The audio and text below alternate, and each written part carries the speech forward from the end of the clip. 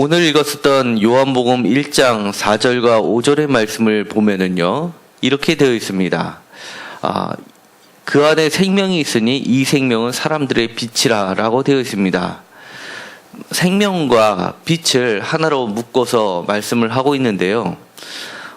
이 말씀을 언뜻 읽으면 마치 생명과 빛은 잘 연결이 안 됩니다.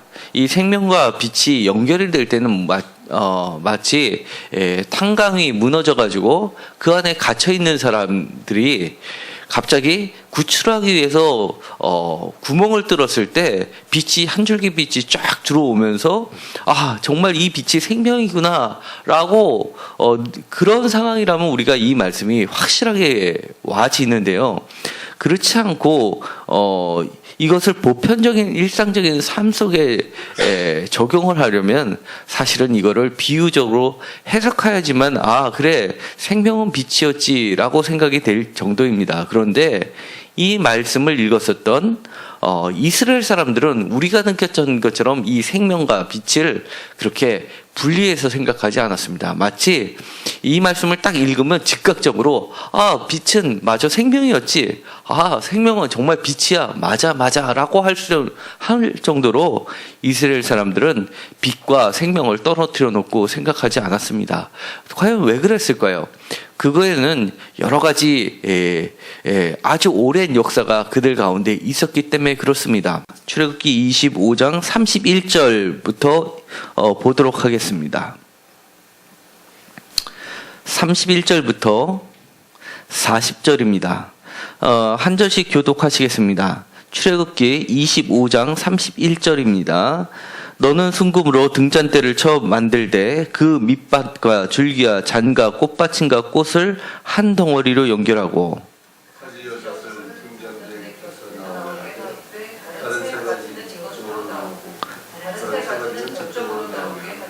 이쪽 가지에 살구꽃 형상의 잔셋과 꽃받침과 꽃이 있게 하고 저쪽 가지에도 살구꽃 형상의 잔셋과 꽃받침과 꽃이 있게 하여 등잔대에서 나온 가지 6을 갖게 할지며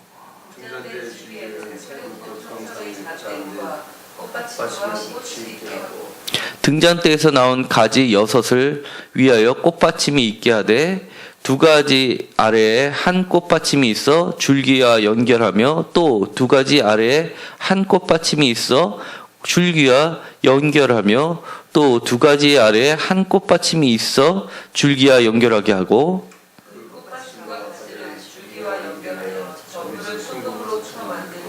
등잔 7을 만들 때 그 위에 두어 앞을 비추게 하여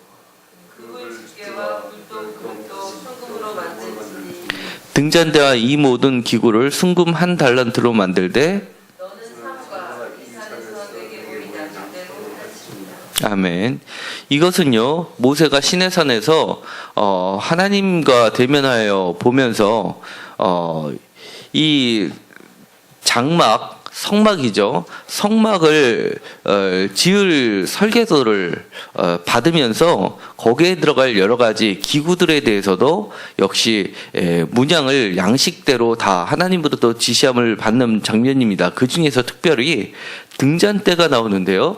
이 등잔대는 이스라엘 사람들을 상징하는 문양이 됩니다. 그리고 이 등잔대는 이 앞에 이스라엘 백성들을 상징하는 떡 6개씩 두 그룹으로 해서 총 12개의 떡을 비춰주는 등잔대입니다. 그러니까 그들에 있어서는 이스라엘 사람들 비춰주는 빛이면서 그 다음에 이 떡은 그야말로 또 말씀을 상징하기 때문에 생명이기도 합니다. 그리고 중요한 것은 이 빛하고 연결되는, 생명하고 연결되는 게 이 등잔대의 모양이, 램프의 모양이 살구꽃으로 되어 있습니다.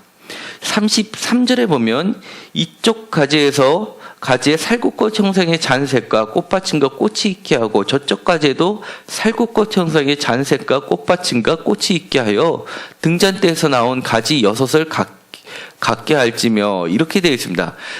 모두 39절에 보면 순금 1달란트로 그것을 분리하지 않고 쳐서 만들어서 한쪽 한 줄기에서 옆으로 세 줄기가 나오고 그 다음에 또 옆으로 세 줄기가 나오고 그 다음에 다시 두 줄기씩 나와가지고 총 한쪽에는 6, 한쪽에는 6, 가운데 하나에서 7 등잔이 놓여지게 되는 등잔을 모양을 하고 있는데 그것이 바로 살구꽃 모양으로 되어 있습니다.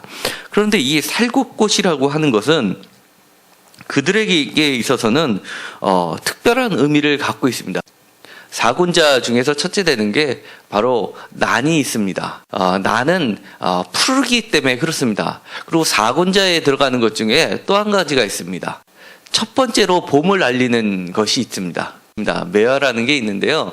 왜 그러냐면 봄이 오기 전에 겨울에서 늦 겨울에 꽃을 피는 것이 꽃을 피면서 바로 새로운 봄을 알리는 것이기 때문에 그렇습니다. 그래서 동양에서는 이 사군자를 높이 치는 게 선구자의 역할을 하는, 그 다음에 겨울은 죽음을 상징하기 때문에 새로운 생명을 상징하는 봄을 상징하기 때문에 그것을 높이 칩니다. 이런 봄을 알리는 꽃이 바로 이스라엘 사람들에게서는 바로 살구꽃입니다. 그래서 이 살구꽃은 죽음을 극복한 생명을 상징하고요. 그 다음에 새로운 봄을 상징합니다.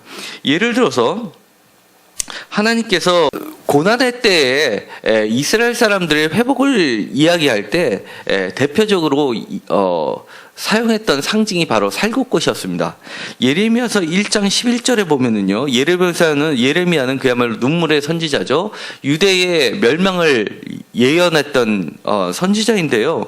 예레미야서 1장 11절에 가면 이렇게 되어 있습니다. 여호와의 말씀이 또 내게 임하니라 이르시되 예레미야야 내가 무엇을 보느냐 하시매 내가 대답하되 내가 살구나무 가지를 보나이다 라고 합니다.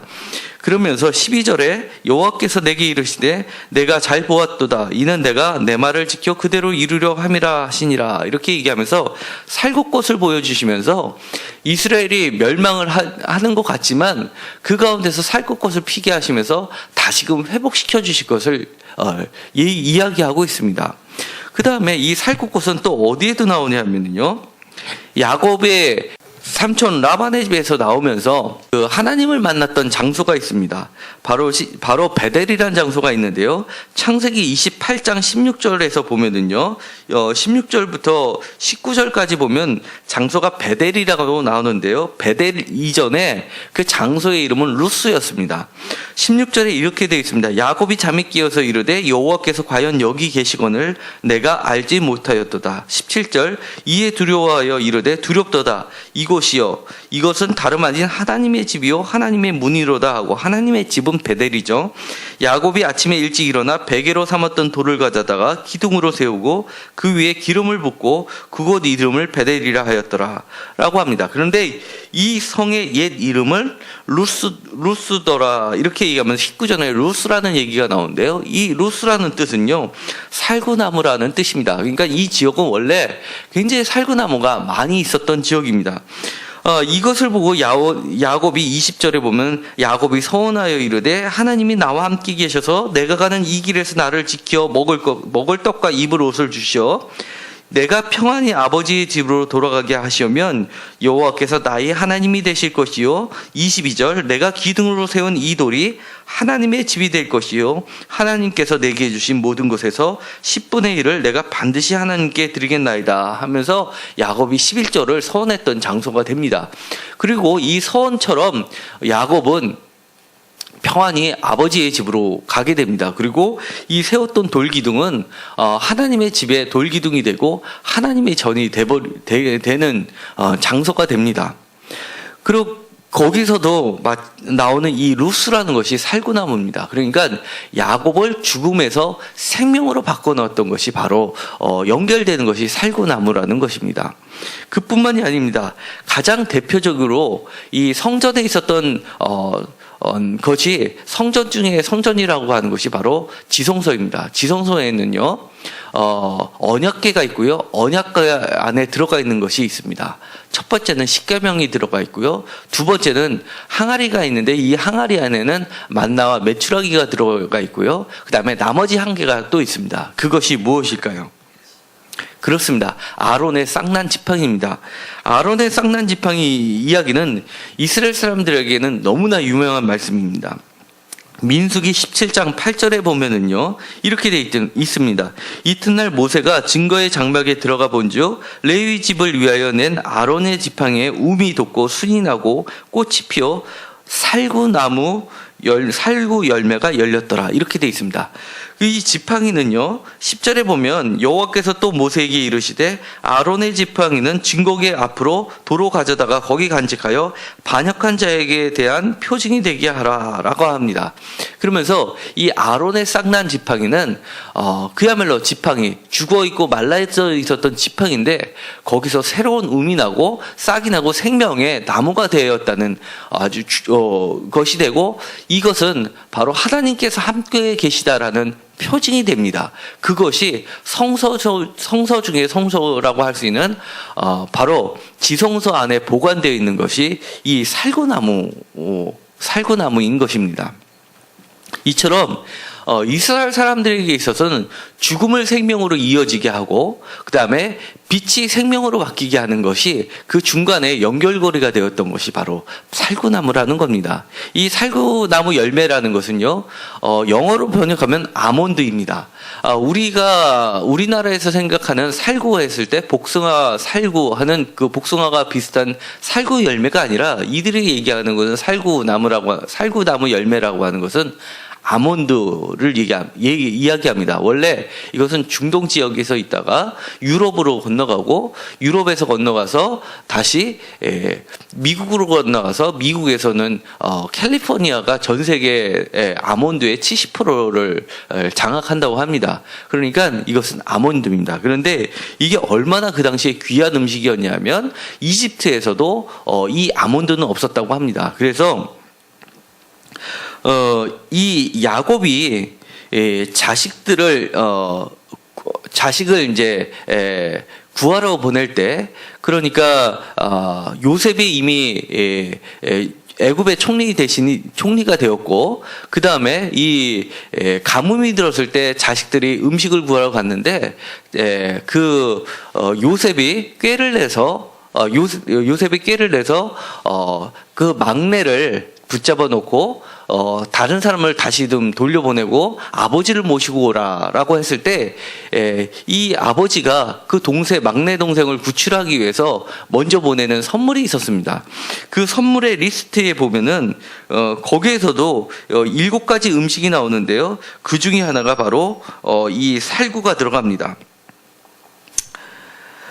창세기 43장 11절에 보면 이렇게 되어 있습니다. 그들의 아버지 이스라엘이 그들에게 이르되 그러할진대 이렇게 하라. 너희는 이 땅의 아름다운 소산을 그릇에 담아 가지고 내려가서 그 사람에게 예물로 드릴지니 곧 유향 조금과 꿀 조금과 향품과 모략과 유향나무 열매와 감복숭아이니라. 이렇게 되어 있습니다. 그런데 우리가 번역되어 있는 건 감복숭아라고 되어서 우리 이 살구 열매로 생각해서 이렇게 감복숭이로 되어 있는데, 원어를 해석하고 영어 성경에는 뭐로 번역이 되어 있냐면 이 감복숭아를 아몬드라고 번역을 해놨습니다. 그러니까 아몬드가 맞는 겁니다. 그리고 유향나무 열매는 뭘로 번역을 했냐면 피스타치오로 번역을 해놨습니다. 그러니까 그때 애굽으로 건너간 것이 이 아몬드였고, 아몬드가 그 이후에 애굽에서 이집트에서 재배되는 식물이 될 정도로 아주 귀한 음식이었습니다. 이것처럼 이 선물 때문은 아니지만 사람의 생명을 구하기에 왕에게 바쳐주는 그런 조공 음식으로도 쓰이는 것이 이 살구 아몬드였다는 겁니다.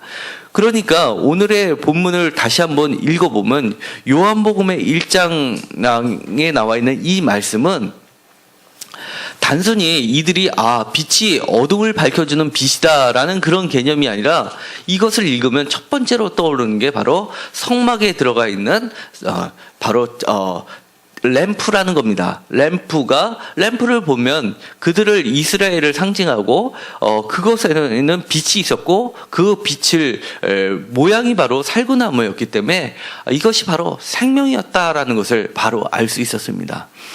우리 삶 가운데서도 이렇게 살구나무의 열매가 주렁주렁 열렸으면 좋겠습니다. 주님의 말씀이 읽을 때마다 우리 마음속에 맺어지는 열매, 생명의 열매들이 이렇게 맺어져서 다른 사람을 살리는 열매가 될 수도 있고 내 자신이 사는 열매가 되었으면 좋겠습니다. 잠깐 화면을 보도록 하겠습니다.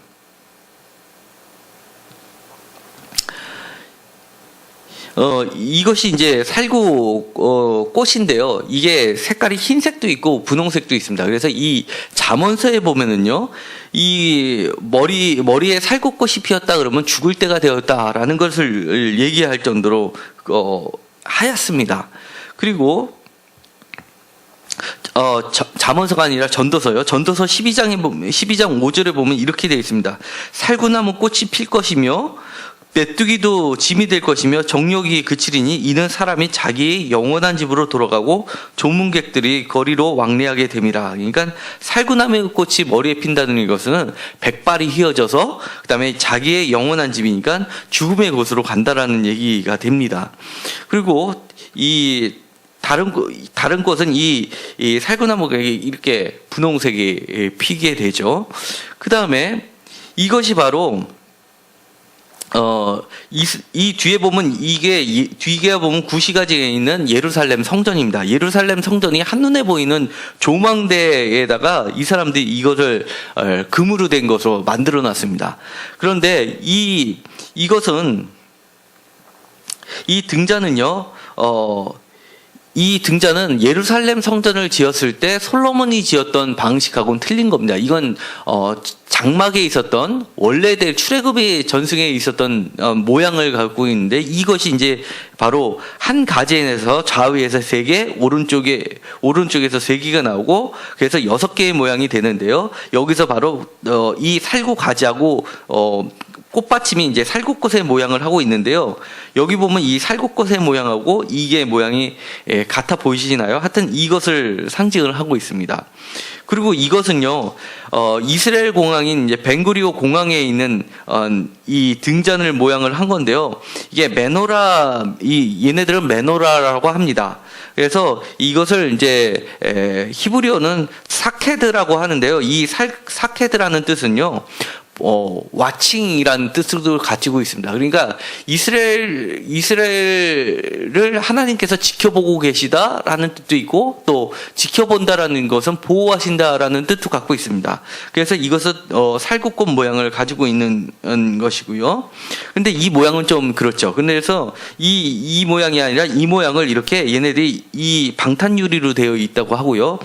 얘네들이 이걸 장식한 것은 새로운 제3의 성전이 세워지면 이것을 그 지성소에다 성전에다 갖다 놓겠다고 이렇게 세워놓은 게 이거라고 합니다. 그러니까 얼마나 이 사람들이 이 램프를 신성시하고 있는지 보면 알 수 있습니다. 그 다음에 이것이 바로 이 사람들이 국기는 아닌데요. 국기는 다윗의 별이 육각형 별이 있는 모양이 들어가 있는 게 국기인데요. 국기 외에 여러 가지 문양이 쓰는데 대표적인 문양이 바로 이 램프가 들어가 있는 문양입니다. 이것이 이들에게는 이스라엘을 상징하는 모양이 되어 있고요. 이것이 이제 베델이라는 성지를 가면은 여기 보시면 요게 야곱이라는 뜻입니다. 이야코프 이렇게 되어 있는데 이게 야곱이라는 뜻이고요. 이게 옛날 지명은 루스입니다. 루스가 살구나무라는 뜻이고요. 바로 여기 이제 돌기둥을 가지고 여기에 성전을 세웠다고 해서 얘네들이 이제 만들어 놓은 형식이고요. 바로 이게 동그라미 친 데가 야곱이 누워서 자던 곳이라고 합니다. 그래서 사람들이 여기에 들어놓아서 한번 들어놓다 일어나는 것을 체험을 해본다고 합니다. 야곱의 돌베개가 있었던 베델이 바로 이 루스라는 것이고 이것이 바로 살구나무가 있는 것입니다. 이렇듯 이들은 말씀을 읽을 때 막연한 개념으로 받아들이는 것이 아닙니다. 성경 한 구절 한 구절이 그들의 역사를 포함하고 있고요. 그 오랜 역사를 통해서 그들에게 내면적으로 체화가 되어 있었던 바로 말씀과 빛과 생명의 이미지가 바로 예수 그리스도에게 전달이 된 겁니다. 이제 제가 어제부터 방학을 맞이해서 축복의 말씀들을 골라서 새벽 예배를 드리고 있습니다. 정말 우리들의 자녀도 이렇게 세상에 빛이 되었으면 좋겠고요. 예수님께서는 자신만이 빛이라고 얘기한 것이 아니라 요한복음에서는 내가 빛이라고 얘기했지만 공관복음에서는 너희가 세상의 빛이라고 얘기해 주셨습니다. 우리의 자녀가 정말 빛이 되게 해달라고 기도하시고 또 생명이 되게 해달라고 기도해 주시고 또 이 살구나무 열매가 삶 가운데 맺혀져서 본인도 살고 다른 사람들도 살리는 존재가 귀한 존재가 되게 해달라고 기도해 주시기 바랍니다. 그리고 성도님들도 지금 죽어가고 있는 곳이 있다면은 아론의 쌍난 지팡이처럼 살구나무에 꽃이 피어서 사업이 다시금 번창하게 해달라고 기도하시고, 직장에서 죽어가는 문제들이 있다면 다시금 확장되고 또 살아나는 일이 역사가 일어나게 해달라고 기도해 주시기 바랍니다. 그리고 사업장이 점점점 확장되고 또 한 가지 더 세임교회도 살아나는 역사가 일어나게 해달라고 기도해 주시기 바랍니다. 기도하고 마치기로 하겠습니다. 하나님 감사합니다. 오늘도 저희들에게 생명의 말씀을 주셨습니다. 저희들에게 빛으로 오신 주님, 저희들에게 빛이 되어 주시옵시고 등잔이 되어 주셔서 빛을 비춰 주셔서 우리들의 생명을 허락하여 주시옵소서. 죽어가는 곳에 생명이 잉태되게 하여 주시옵시고 우리의 삶 속에서 살구나무들이 열매들이 주렁주렁 열리게 하여 주옵소서. 자녀들을 축복하여 주시옵시고 또한 방학을 맞이해서 나태해지지 않게 하시고 열심히 공부할 때 지혜와 명철을 주시옵시고 또 모세의 지혜와 아론의 지혜도 허락하여 주셔서 보는 것마다 기억이 되게 하시고 또 하나를 배우면 열을 알 수 있는 능력이 생기게 하여 주시옵소서. 저희들의 삶 가운데, 직장 가운데 또 삼토와 사업장 가운데 죽어가는 나무에 싹이 나듯이 새로운 열매들이 주렁주렁 열리게 하여 주시옵소서. 예수님의 이름으로 기도드렸습니다. 아멘.